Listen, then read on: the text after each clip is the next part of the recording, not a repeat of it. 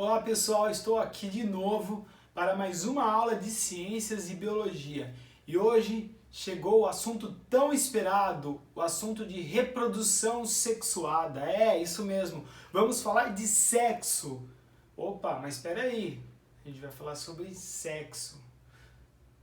Na verdade, vamos falar sobre a parte científica, que é reprodução sexuada. Então vamos ver como funciona a parte de reprodução. Então pessoal, só para lembrar, semana passada eu estava aí na Fundação Casa, por dois motivos. Para ajudar a fazer as impressões dos roteiros para vocês receberem. E pelo jeito vocês já receberam, porque as atividades sempre são feitas uma semana antes até chegar em suas mãos. Desenvolver as atividades. E outra, fui lá para pegar as atividades onde elas já estão corrigidas e só para vocês verem que é verdade. Vou falar o nome de algumas pessoas aqui que eu peguei. Ó, tem aqui os exercícios do Lucas, do Isaías, Wesley, do Vitor, do Henrique Gustavo, Douglas. Eu não vou falar o nome de todos, senão eu vou fazer um vídeo só para falar o nome de todos aí que entregaram os exercícios. Eles entregam as atividades e no final do mês a gente está recolhendo todas as atividades. E aí a gente vai avaliar através das notas. E outra coisa, a gente consegue saber aonde vocês estão tendo dificuldade para a gente melhorar nossas explicações.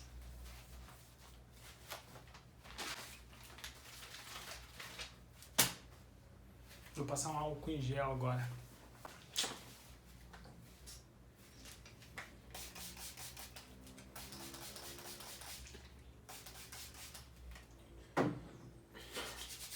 Todo cuidado é pouco, não é verdade? Então... Nossa, acabei aspirando o álcool. Bora para a explicação. Quando falamos de reprodução sexuada, nós falamos de reprodução com troca de gametas. O que tem de importante na reprodução sexuada? Características. É uma reprodução que usa gameta, usa espermatozoides, usa óvulos, gônada masculina, testículos, gônadas femininas, ovários.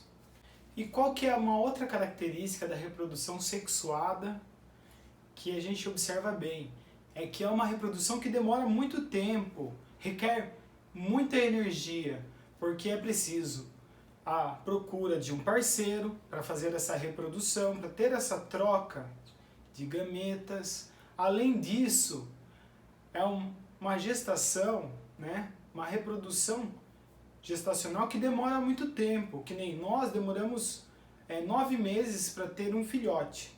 Nós não, nesse caso as mulheres, mas precisam também da parte do homem, dos espermatozoides masculinos. Um exemplo, para nós uma parceira, a gente tem que andar, Vamos ver se eu consigo lembrar aí para falar na gíria aí, para vocês entenderem.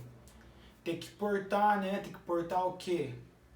Os dinheiro, Andar de carro importado, ou melhor, estudar, Fazer uma faculdade, ser alguém na vida que as meninas falam, nossa, essa pessoa esforçada, vou dar uma atenção, daí você vai lá, tem que rolar um chaveco, Tem que rolar um carinho, um jogo de conquista, então demora muito. Apesar que existe hoje em dia, um degrau aí, mais fácil, que para reproduzir é muito fácil.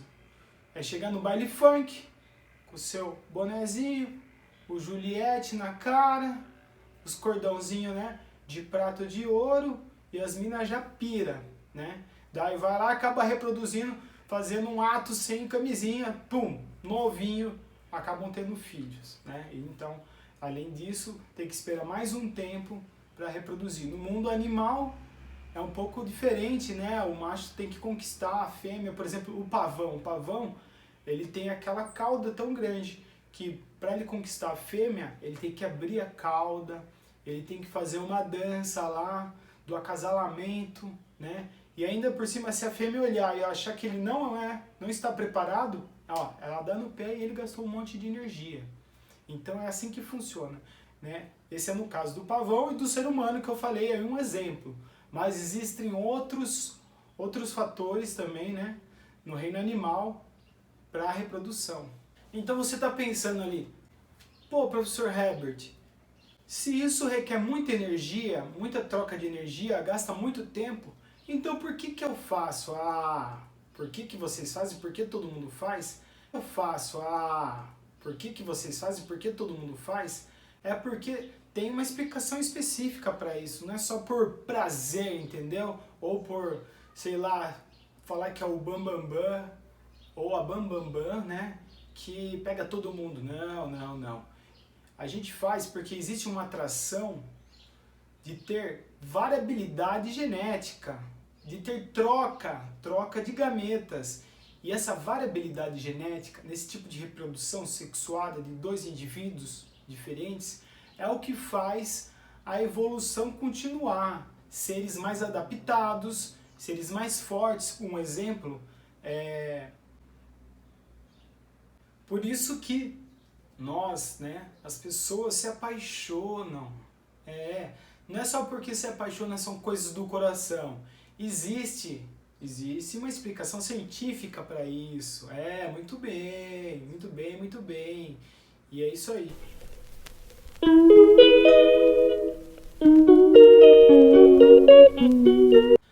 Essa explicação científica é pura biologia, é química entre os seres. Isso.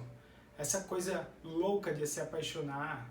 Essa atração, quando você se apaixona, você praticamente se apaixona por pessoas com uma variabilidade genética diferente de vocês. Isso mesmo, é uma atração química, né, física, para que aconteça essa reprodução e daí essa variabilidade genética sua e dessa pessoa que se apaixonou, que vocês se reproduzam. Mas espera um pouquinho aí, hein? Vamos lá. A população está muito grande no planeta. Não é porque o professor aí de ciências, de biologia falou que a gente precisa reproduzir cada vez mais. Não. Vamos pensar bem. Não é só pôr filho no mundo, pessoal. Ter condições de dar uma boa vida, uma boa alimentação, um bom estudo para suas futuras gerações. Mas sempre lembrem de utilizar a camisinha. Isso, muito bem. Preservativos. Para vocês não saírem fazendo filho por aí, sem motivo e aumentando a população do mundo. Resumindo, então a paixão é isso. A paixão é uma estratégia do nosso organismo, que é aquela coisa louca, aquela química, aquela fervura de nós reproduzirmos a nossa espécie. Então segura a paixão aí, rapaz. Fica tranquilo e vamos de volta às teorias de ciências. Existem algumas palavrinhas nessa parte de reprodução que é muito importante vocês saberem. Uma delas é fecundação. Então, o que é fecundação? Resumindo, é o encontro de gametas, é o encontro do espermatozoide com o óvulo. E nesse encontro que acontece a geração de uma nova vida. E essa fecundação ocorre fora do indivíduo. Opa, pera lá. Não é aquele caso de tipo, foi lá no ato sexual, deu aquelazinha e tirou rapidinho na hora que ia aquela forte emoção da ejaculação. Não. Quando existe uma fecundação externa, são alguns outros indivíduos que fazem fecundação fora do seu corpo. Isso. E uma delas são os peixes. Os peixes fazem fecundação externa. A fêmea coloca os óvulos para fora dela e o peixinho, o macho, também manda os espermatozoides para fora. Então, quando eles se encontram, eles fecundam e os óvulos ficam ali escondidinhos, os nossos famosos peixes. Aqui. Além dos peixes, os anfíbios também fazem fecundação externa. O que são os anfíbios? Muito fácil. Sapo, perereca e rã. É, isso mesmo. Existe uma diferença entre eles. Resumindo rapidinho, o sapo, ele é terrestre, né? A fase adulta dele é terrestre. As pererecas, elas são arborícolas, elas vivem no topo das árvores, né? E as rãs têm interdigitais, que são aquelas como fossem nadadeiras, né? Quando a reprodução é externa, né? É quando os espermatozoides e os óvulos se encontram dentro, e é uma característica muito comum dos mamíferos, isso mesmo. Vocês fazem parte dessa cadeia de mamíferos. Então nós fazemos a reprodução interna. Pessoal, um outro termo que é muito importante vocês saberem é o termo monóico e dioico. Isso mesmo, monóico e dioico. E eu vou explicar para vocês agora o que cada um deles significa. Vou explicar para vocês, mas não se assustem, hein?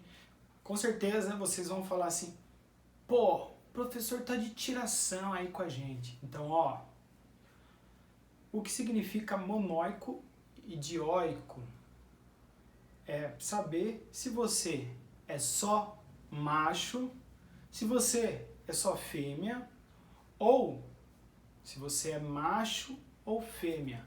Agora vai uma pergunta aí que eu quero ver se vocês vão responder certo. Você é monóico ou dioico?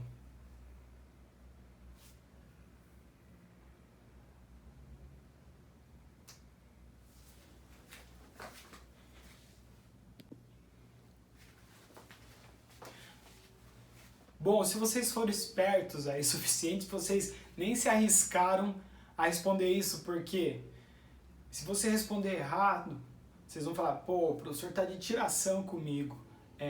Ou vocês deduziram mono 1, dioico é pinto, mono 1, então eu tenho um pinto, então eu sou monóico. Opa, peraí. Vocês responderam monóico? Espero que eu não tenha respondido, porque o monóico é quando você tem os dois sexos, quando você tem o sexo masculino e o sexo feminino. Bom, quem é monóico são os hermafroditas, isso mesmo, que tem os dois sexos. E uma representante super conhecida dessa categoria é as minhocas. Muito bem, é a minhoca. A minhoca, ela tem os dois sexos, mas mesmo assim ela precisa de encontrar uma outra minhoca para se reproduzir. E olha que loucura! No momento que uma se encontra com a outra, é aí que elas decidem, opa, eu sou o macho dessa vez, ou eu sou a fêmea dessa vez. Vocês não conseguem imaginar uma coisa dessa, mas imagine, entendeu? Por exemplo, numa relação de reprodução, ela pode ser o macho, ou ela pode ser a fêmea, mas tem que ter a troca de gametas. Então vocês devem estar perguntando agora, pô, mas o que eu sou? Calma, vocês são dioicos, quando existe o macho e a fêmea, mas espera aí, cada um macho é só macho, cada uma fêmea é só fêmea. Isso é quando existe um dimorfismo sexual, isso mesmo, quando a gente consegue ver muito bem um organismo, um animal que é macho e aquele animal que é fêmea. Partindo para os próximos termos de reprodução sexuada. Também dividimos a reprodução sexuada em desenvolvimento direto ou indireto. Então o que seria? O desenvolvimento indireto é quando essa reprodução ela passa por uma fase larval. Ô louco, professor, como assim? A gente é larva? Não, nem todos os seres vivos são do desenvolvimento indireto. O desenvolvimento indireto são as borboletas, os sapos, né? E outros animais que passam por essa fase larval. E nós somos do desenvolvimento direto, a gente não passou por uma fase larval. Então, para o próximo termo, que se chama ovolíparo. O que seria o ovolíparo? O ovolíparo é a palavra que a gente dá para quando o desenvolvimento, né, da fecundação ela é externa, que acontece fora do organismo, e o desenvolvimento também do embrião ali, do óvulo, junto com o espermatozoide, vai ser fora do ovo, fora do corpo da fêmea. Quem são esses animais ovolíparos? São os peixes e também os anfíbios, sapos, perecas e rãs. Próximo termo, ovíparo. Então, o que é o ovíparo? São aqueles animais que a fecundação é interna. Isso, a fecundação é interna, mas o desenvolvimento do filhote é externo. Um exemplo são as aves. As aves, elas têm uma fecundação interna, né? Quando o galo vai lá cobrir a galinha, coloca o espermatozoide dentro da galinha e ali na galinha já está preparado o óvulo, né? Que vai ser fecundado e ela coloca o óvulo para fora e aquilo vai fazer um desenvolvimento que não é ligado com a fêmea, é um desenvolvimento externo dos filhotes, que nascem os pintinhos, né? Não é só as aves, acontece também com alguns répteis, como os jacarés, que colocam ovos, né? Você não sabia? Jacaré coloca ovo sim, isso mesmo. Para tudo, lembrei, existe um mamífero, sim, um mamífero que coloca ovos. Pô, professor, mas o mamífero não se alimenta de leite com glândulas mamárias? É. Só que existe um caso, que é lá na Austrália, de um animal, que vamos ver se vocês lembram o nome. Inclusive, decorem, gravem, que eu vou fazer uma pergunta sobre isso. Qual animal mamífero que é ovíparo? E eu vou falar já para vocês. É o ornitorrinco, ornitorrinco. É um animal totalmente meio bizarro. O que é bizarro? Estranho demais. Sim, ele é um mamífero que tem um bico de pato e coloca ovos. E é o único mamífero que coloca ovos. Pessoal, esse assunto eu adoro, sobre reprodução, acho que também vocês gostam. Eu vou falar sobre o ovovivíparo. Isso, ovovivíparo. O nome aqui do lado. Legal? Gravaram? Ovovivíparo. São aqueles animais que têm uma fecundação, lembra, fecundação, o encontro do espermatozoide com o óvulo da fêmea. Então, os ovovivíparos são aqueles animais que têm a fecundação interna, isso, fecundação interna.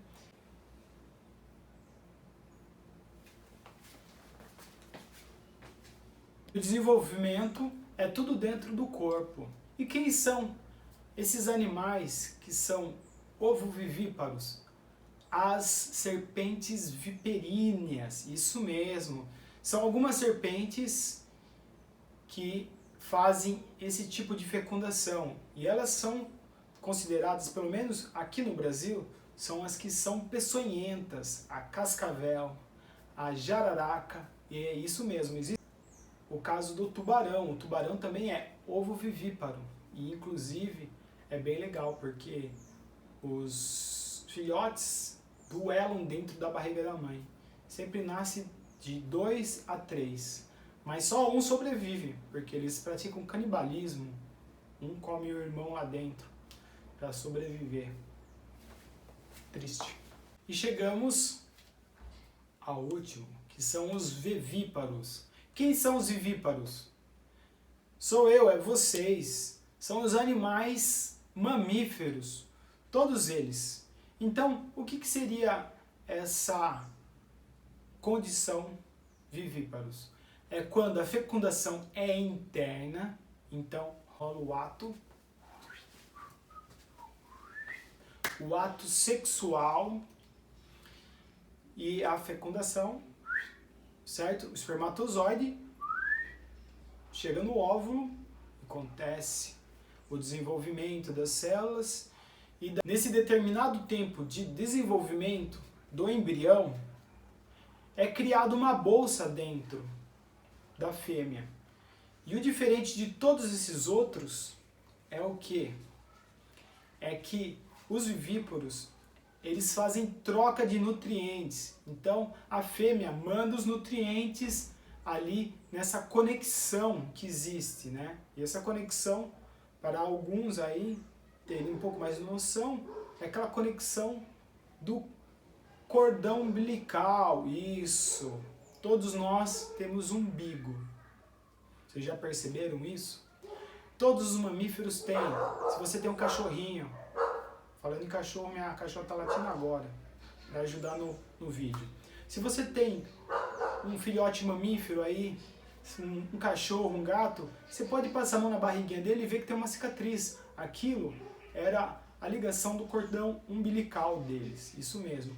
E nesse cordão umbilical, falando um pouco mais da parte anatômica, que eu estudei profundamente isso, existe 3 conexões, que é 2 artérias e uma veia.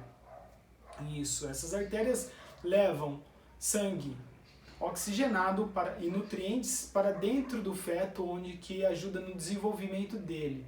E o feto também faz as suas trocas gasosas, mandando através da veia, né? Que ela leva o gás carbônico para fora. Bom, pessoal, então espero que vocês tenham gostado dessa aula de reprodução e vocês tenham entendido e absorvido essa matéria, que é super legal.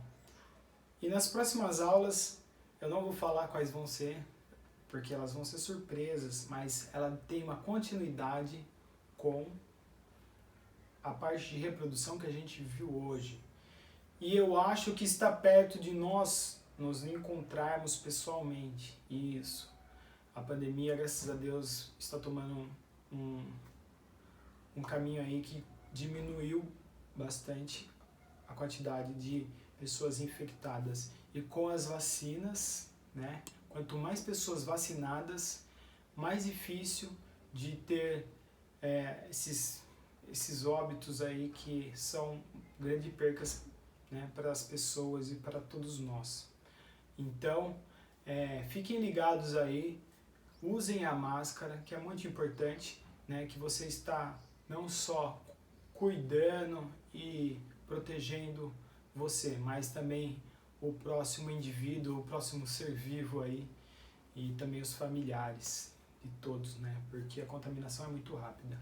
Então, um forte abraço para vocês, fiquem com Deus e até a próxima aula.